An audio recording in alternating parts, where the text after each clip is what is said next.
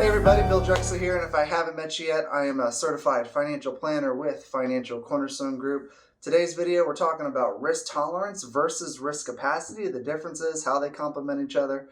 I'll give you some real-world examples, but before we start, quick question: how much downside are you willing to take to ultimately receive the return that you want? Would you be willing to accept a 5% drop in your account for a gain of ultimately 10? Or 10 for ultimate return of 20? Or how about a 25% drop to ultimately gain 30 or 35%? And that really is the fundamental question of risk tolerance, is where we can get a fundamental measurement on how much risk an investor is willing to take in their portfolio to reach their investment goals. And there's many ways to do this. If you've ever met with a financial advisor or certified financial planner, you're definitely going to go through an exercise where they talk about your risk tolerance. However, that's only one part of the puzzle. We're going to talk about the other part, risk capacity, that I don't think gets enough love. And let's go ahead and get started. So risk capacity sometimes doesn't get the attention that it really deserves. And risk capacity is the level of risk that an investor can take. So put simply, an investor's risk tolerance is a measure of how much risk they're willing to accept, and risk capacity is how much risk that they're financially able to take and how much they can take to achieve their ultimate financial goals. So some of the key differences: that risk tolerance is personal, it's objective, it could be emotional, it can be based off of experience, personal knowledge. It varies with age, their time horizon, the investor's temperament, and of course their financial goals.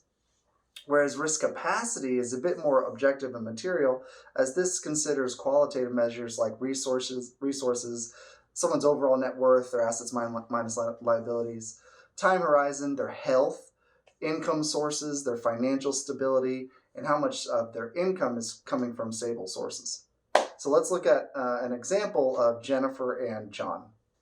So Jennifer is 60 years old and she's a successful entrepreneur. She understands the risk-reward payoff, and after building a successful business, most of her wealth has been reinvested in that business, which she recently sold. And on the other side, we have John, who's 27, and John's rather new to investing.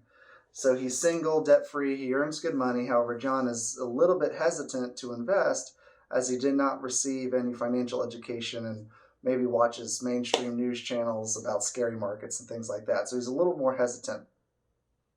So if you put both of those people and give them the same risk tolerance questionnaire or software or whatever the way to do that is, you'll notice that Jennifer has a very high tolerance for risk due to her experiences, whereas John might score at a lower tolerance for risk.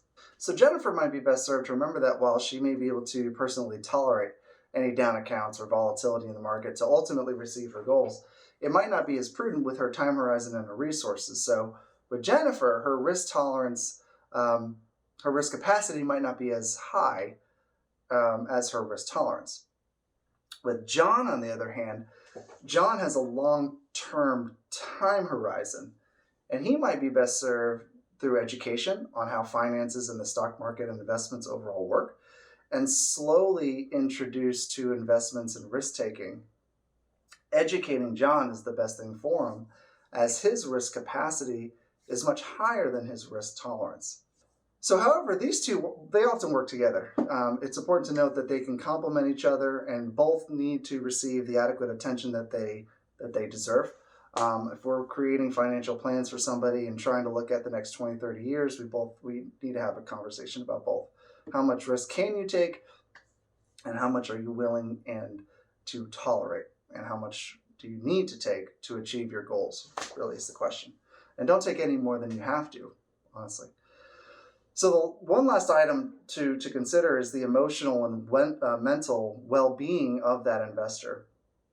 And what I mean by that is, if lowering the risk taken by the investor, just isn't 100% optimal, that's okay. As long as it helps them sleep at night, it creates a peaceful environment at their home, at work, with their family, then that's 100% the right move to make. So I hope that this introduction into risk tolerance and risk capacity and the differences between helped. Like, subscribe. We'll see you in the next video, and be good to yourself and others. Have a good one.